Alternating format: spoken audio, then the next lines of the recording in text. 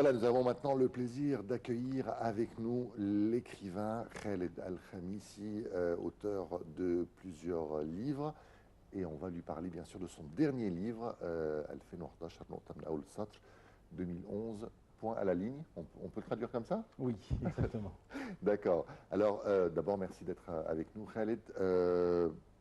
D'abord, première question, je pense que c'est la question typique que tout le monde vous pose.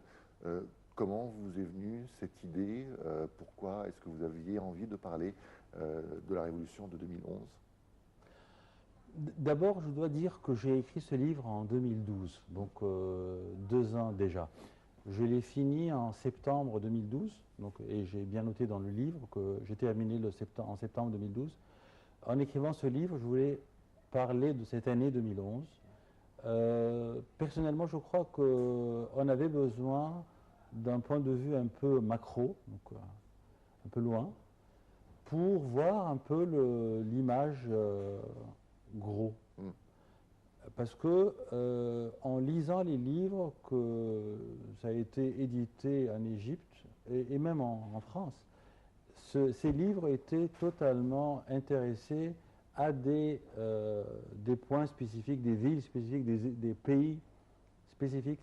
Mais réellement, on ne peut pas analyser cette année sans voir ce qui se passe dans le monde, dans la planète, et ce qui s'est passé durant le XXe siècle pour arriver à ce point.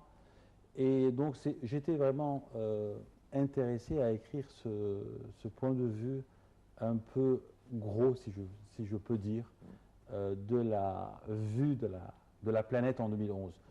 Pourquoi 2012-2014? Parce que ce livre a été édité dans une série qui s'appelle Bebasata, donc avec simplicité. C'est un projet qui,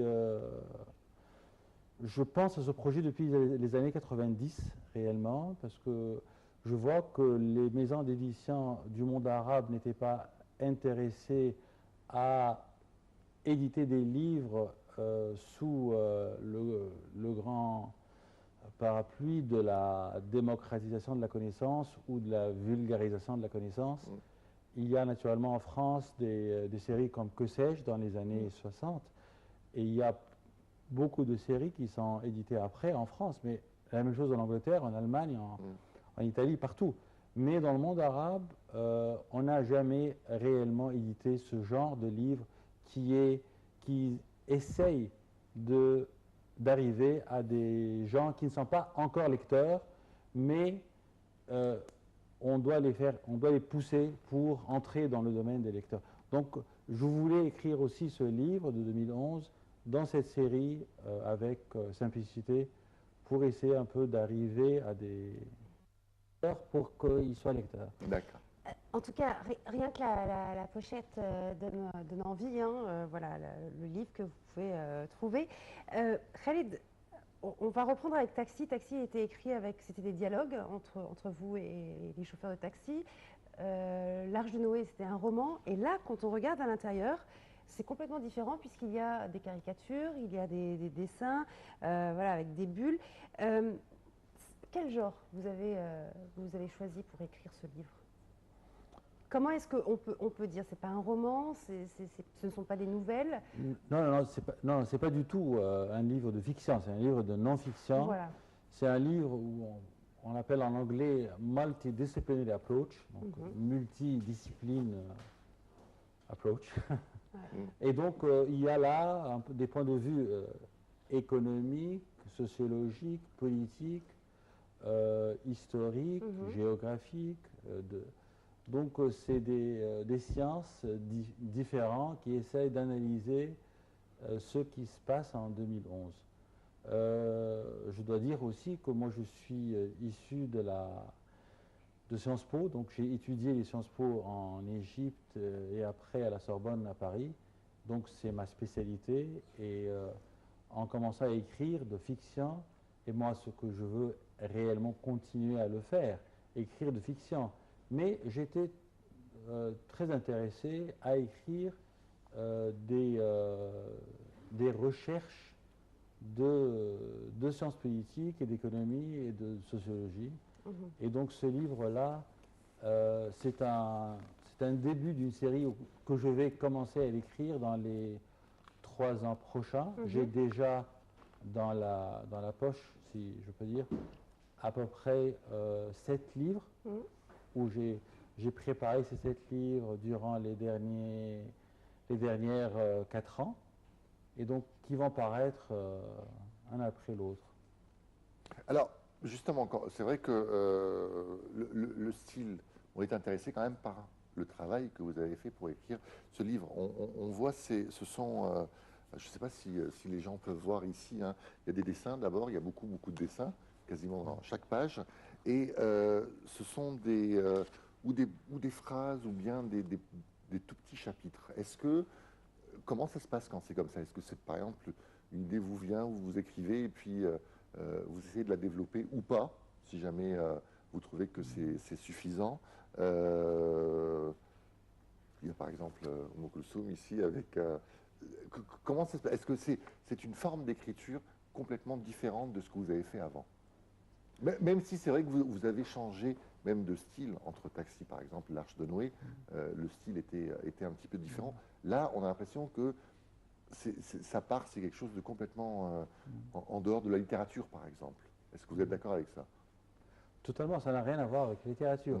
Mais c'est un moyen d'écrire avec une souffle de fiction. Oui. C'est de l'écriture de recherche de sciences sociales, mais il y a certainement une souffle d'écriture de fiction. Je dois revenir vers mon adolescence pour essayer un peu d'expliquer pourquoi.